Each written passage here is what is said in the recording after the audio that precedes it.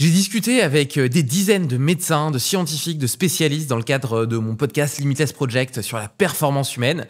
Et ils font tous le même constat qui est dramatique. Nous sommes massivement carencés en vitamines et en minéraux. Alors comment survivre à cette épidémie ? Ce hors-série spécial te donne le top 4 des aliments les plus nutritifs de la planète. Donc je disais en intro, l'être humain est de plus en plus carencé en vitamines et minéraux. 80% de la population française ne couvre pas ses besoins essentiels en nutriments. Donc c'est un problème d'autant plus important pour les femmes enceintes, chez qui notamment le manque de fer, d'iode, de vitamine B9 pose des problèmes sur le développement du bébé et du fœtus. Mais aussi chez les sportifs qui sont massivement carencés en magnésium et en zinc, ce qui diminue à la fois la récupération musculaire et la production d'énergie.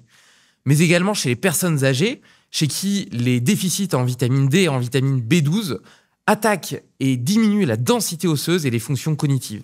Mais bon, de façon générale, pour la population générale, ces carences en micronutriments augmentent la fatigue chronique, créent des troubles du sommeil, une diminution des performances physiques et intellectuelles, un dérèglement hormonal, notamment thyroïdien, on constate de plus en plus d'hypothyroïdie, un affaiblissement de l'immunité avec beaucoup plus de rhume, d'infections des voies respiratoires aériennes et un vieillissement accéléré.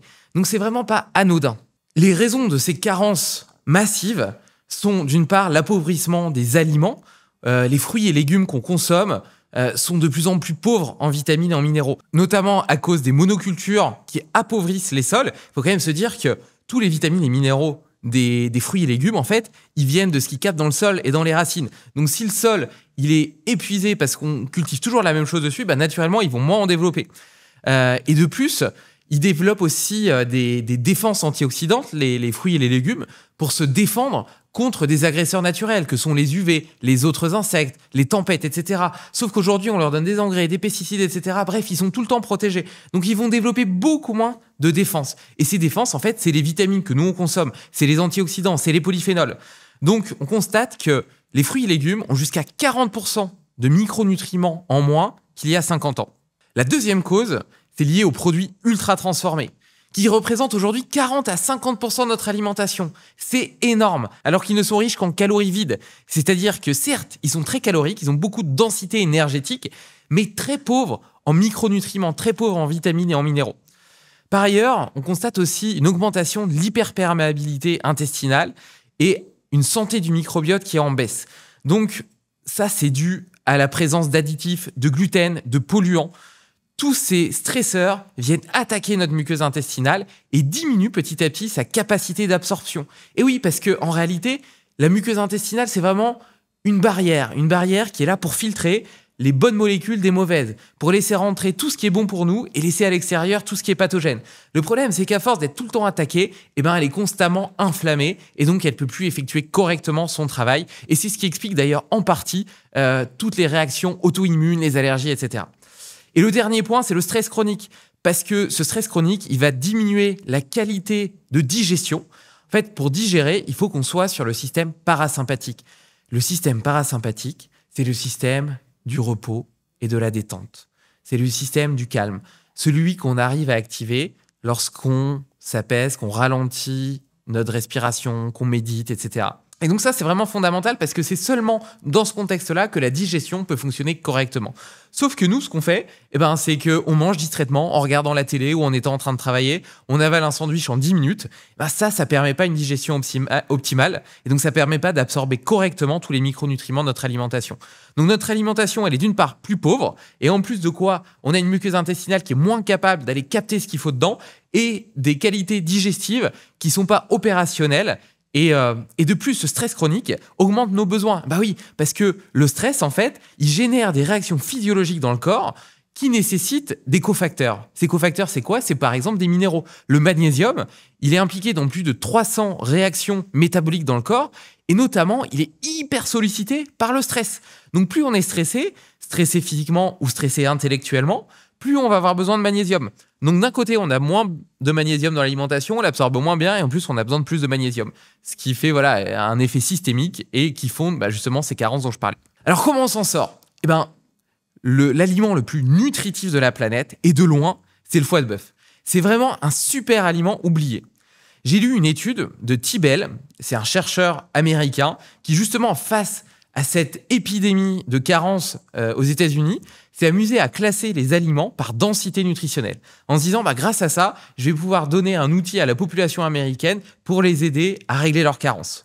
Et donc, il les a classés comme ça, et le foie de bœuf est vraiment tout en haut, tout en haut, tout en haut. Il a découvert que seulement 7 grammes, c'est vraiment rien du tout, couvre un tiers de nos besoins essentiels dans la plupart des micronutriments dont on a besoin. Donc la plupart des vitamines et minéraux essentiels sont apportés par 7 grammes de foie de bœuf. C'est vraiment rien du tout. Donc, il est notamment très très riche en vitamine A. Il y a 10 fois plus de vitamine A que dans la carotte, qui est réputée dans le règne végétal comme la meilleure source de vitamine A. Et en plus, c'est sous forme de rétinol qui est beaucoup mieux absorbé par le corps. D'ailleurs, de façon générale, désolé de le dire, mais tous les micronutriments qui viennent de protéines animales sont généralement beaucoup plus biodisponibles que les formes végétales, tout simplement parce que on fait partie du règne animal et donc c'est des molécules qui ont plus ou moins la même forme. Elles n'ont pas besoin de suivre plusieurs réactions de transformation pour être exploitables et utilisables.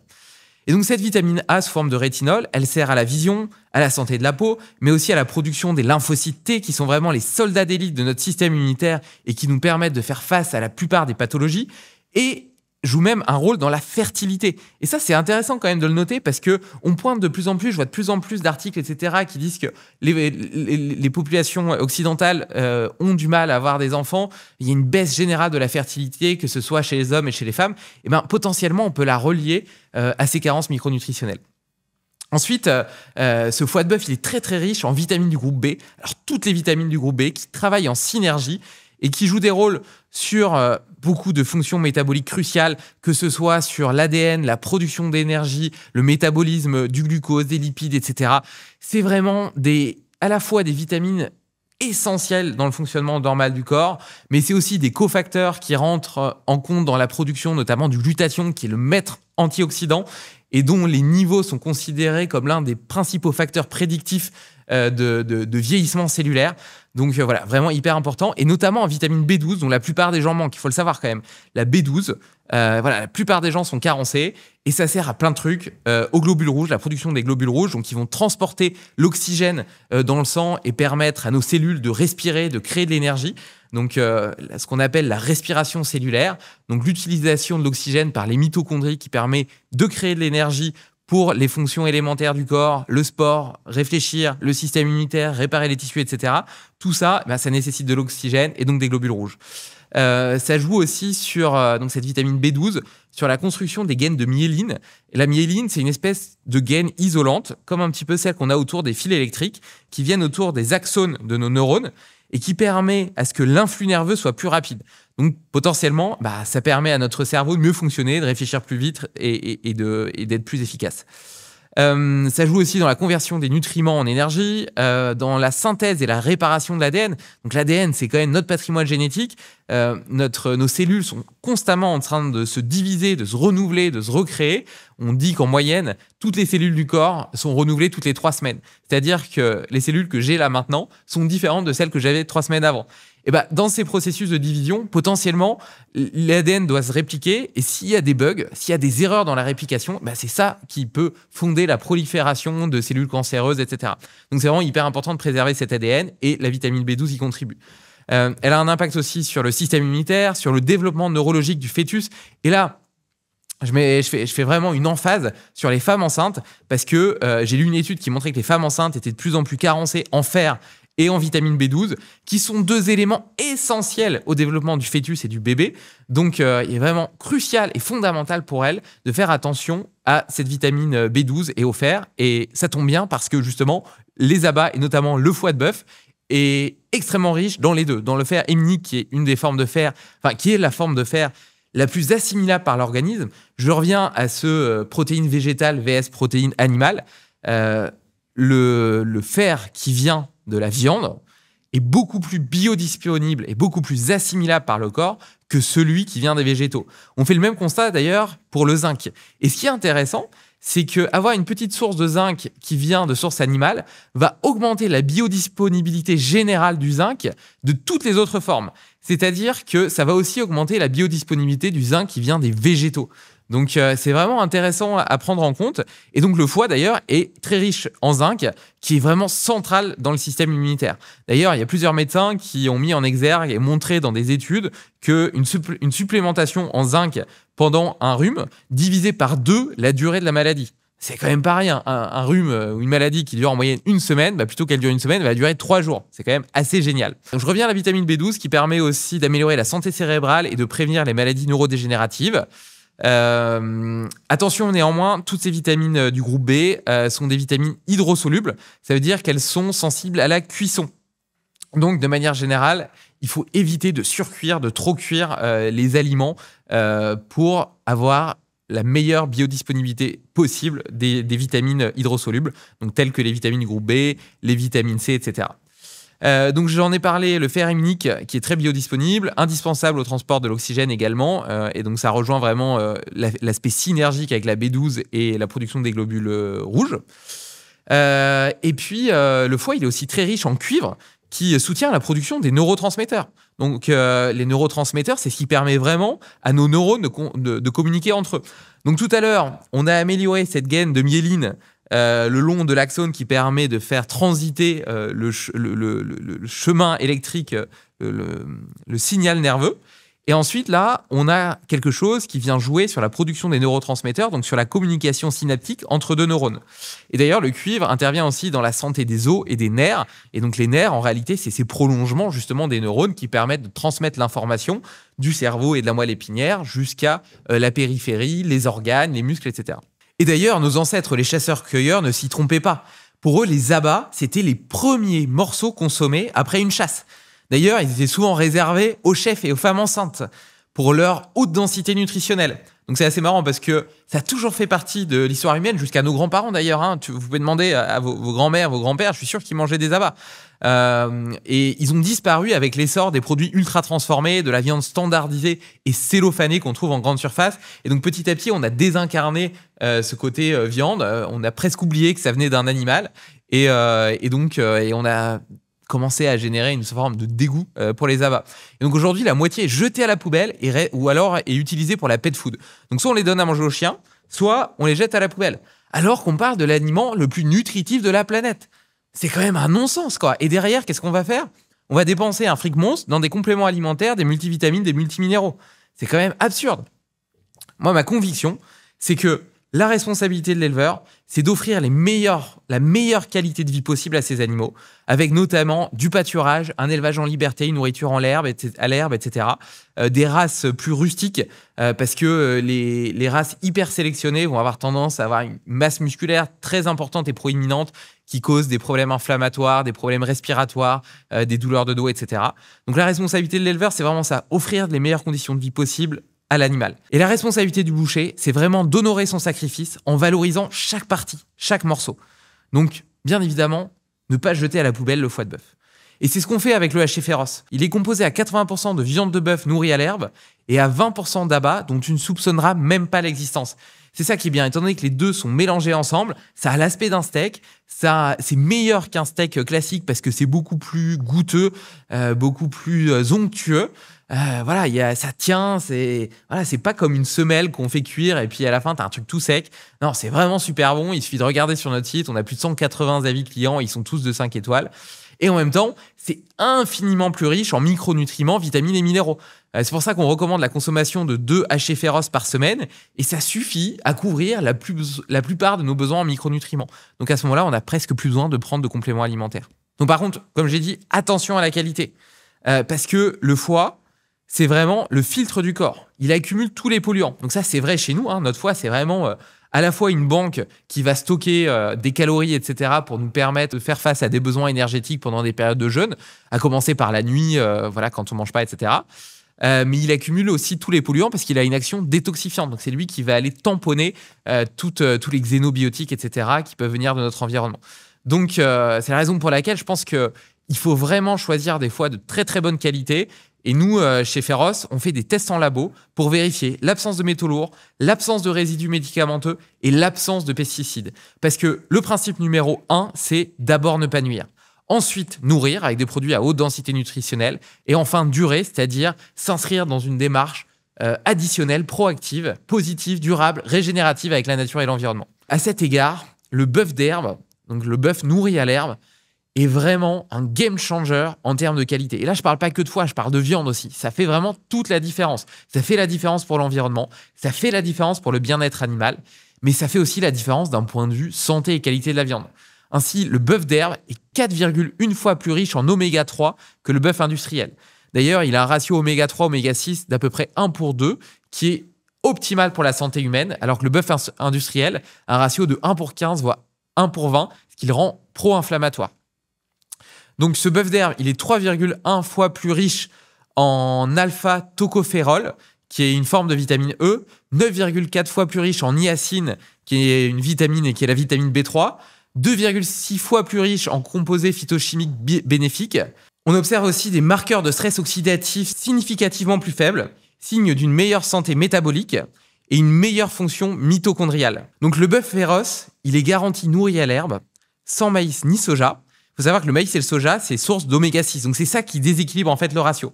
Et c'est là que je l'ai appris malheureusement, mais le bio n'est pas forcément un gage de qualité.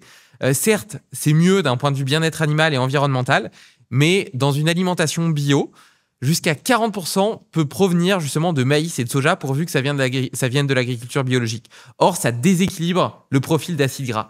Et c'est la raison pour laquelle nous, on teste vraiment en laboratoire le profil d'acide gras et la teneur en oméga 3 par rapport en oméga 6 afin de garantir justement que ce ratio soit de 2 ou inférieur. De plus, le bœuf d'herbe a un impact environnemental positif. C'est-à-dire qu'il est élevé dans des prairies naturelles où 1 hectare séquestre jusqu'à 80 tonnes de CO2. Donc c'est vraiment des pièges à carbone. En plus, il y a des haies sauvages qui sont des corridors pour la biodiversité sauvage, avec notamment des insectes pollinisateurs tels que les abeilles, etc. Et donc, c'est vraiment le seul, et c'est prouvé, qui apporte un bilan carbone positif. Donc, croire que manger de la viande rouge, c'est forcément mauvais pour l'environnement, eh ben, c'est pas vrai. Ça dépend des pratiques d'élevage. Alors, j'avais promis en intro de vous donner le top 4 des aliments les plus nutritifs de la planète. Le premier, c'est le foie de bœuf. Le deuxième, ce sont les huîtres. C'est une source exceptionnelle de zinc. J'en ai parlé tout à l'heure. Le zinc, c'est vraiment un pilier de la santé immunitaire. Seulement 3 huîtres suffisent à couvrir 100% des besoins en zinc. Ça apporte aussi beaucoup de sélénium, qui est un antioxydant majeur et qui tamponne notamment les métaux lourds. On en trouve du sélénium dans les poissons, dans les abats, dans les noix du Brésil. Et c'est vraiment important de capter ce minéral. C'est comme je disais, donc il tamponne les métaux lourds. Et avec l'iode, qui est aussi présent dans les huîtres, c'est 2 précurseurs des hormones thyroïdiennes. Et il y a beaucoup de personnes qui ont tendance à être en hypothyroïdie. C'est pas de l'hypothyroïdie sous le sens pathologique du terme, mais avoir une thyroïde un peu sous-active avec des taux d'hormones T3, T4 qui sont sous-optimales. Et ça, c'est vraiment lié souvent à des carences en sélénium et en iode. Donc, le fait de manger des huîtres, c'est vraiment hyper bien pour ça. Le deuxième, donc le troisième en réalité dans ma liste, ce sont les sardines entières. Donc là, quand je parle de sardines entières, c'est vraiment des sardines entières avec les arêtes et les viscères. Je te donne juste après une petite recette qui permet de les manger parce que sinon, ça donne pas très envie. Et donc là, c'est une source exceptionnelle en calcium, bien meilleure que les produits laitiers, mais également en vitamine D. C'est d'ailleurs une des seules sources alimentaires de qualité pour la vitamine D. Donc 100 grammes de sardines entières, comme ça peut apporter 50% des AGA en vitamine D. À savoir que la vitamine D, on est quand même massivement carencé aussi, surtout en hiver. Et aujourd'hui, la vitamine D, elle est considérée comme une hormone, tellement elle a des rôles systémiques dans tout le corps humain. Elle sert à tout, notamment au système immunitaire et même jusqu'à l'expression de nos gènes. Donc, il y a 5% de nos gènes qui sont modulés directement par la vitamine D. D'ailleurs, j'ai fait un hors-série sur la vitamine D. Je vous invite à l'écouter si ce n'est pas déjà fait. Et le dernier point qui est hyper important, c'est évidemment les oméga 3. Donc les oméga 3 qui sont anti-inflammatoires, qui viennent s'opposer aux oméga 6. On a tendance à présenter les oméga 6 comme méchants et les oméga 3 comme gentils. En réalité, c'est pas vraiment ça l'important. Le tout, c'est qu'ils soient en équilibre. Le problème, c'est que notre alimentation moderne est déséquilibrée en faveur des oméga 6.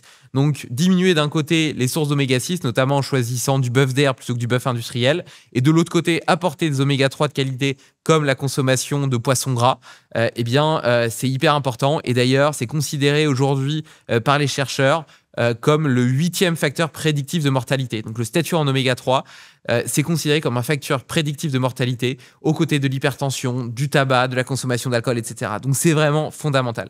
Donc, je t'avais promis une recette. Moi, ce que je fais, c'est que j'achète des sacs de 1 kg de sardines entières surgelées en grande surface. Ça coûte franchement pas très cher.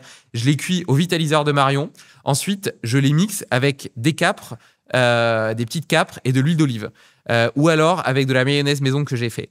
Et franchement, comme ça, mixé, mais franchement, avec les capres et l'huile d'olive, c'est hyper bon. Mais vraiment hyper bon. Et en fait, tu vois pas qu'il y a la tête, tu vois pas qu'il y a les arêtes, etc. Tu les sens même pas. Tout est mixé ensemble et ça te fait une espèce de rillette comme ça que tu peux. Moi, je l'ajoute avec rien. Je la mange simplement avec, par exemple, des petites betteraves, des légumes, une salade comme ça. Et j'adore parce que je mange pas spécialement de pain, etc. Mais ceux qui mangent du pain sur un peu de pain grillé, un toast, ça sera excellent aussi. Ou même simplement avec un avocat. Tu manges comme ça avec des petits morceaux d'avocat. C'est super bon. Et d'un point de vue micronutritionnel, c'est hyper riche. Et le dernier aliment qui est hyper intéressant parce que c'est des protéines de très haute qualité, il y a beaucoup de nutriments dedans et c'est extrêmement bon marché, ce sont les œufs. Donc les œufs, je l'ai dit, c'est des protéines d'excellente qualité, c'est aussi des graisses saines. On a pendant longtemps pensé qu'ils augmentaient le taux de cholestérol. En réalité, c'est complètement bidon. Tu peux te permettre d'en manger 4, 5 par jour, il n'y a pas de problème avec ça. C'est très écologique. Franchement, tu regardes une poule, t'as même pas besoin de la tuer tous les jours, elle te fait des œufs. Enfin, c'est quand même génial. Et en plus, potentiellement, elle peut manger les restes, elle peut manger tes pelures de légumes, des petits insectes, des choses comme ça dans le jardin. Enfin, c'est vraiment, je pense que le fait d'avoir des poules, c'est probablement l'acte écologique le plus fort que tu puisses avoir. Mais si t'as pas la chance de pouvoir les élever toi-même, simplement acheter des œufs en grande surface.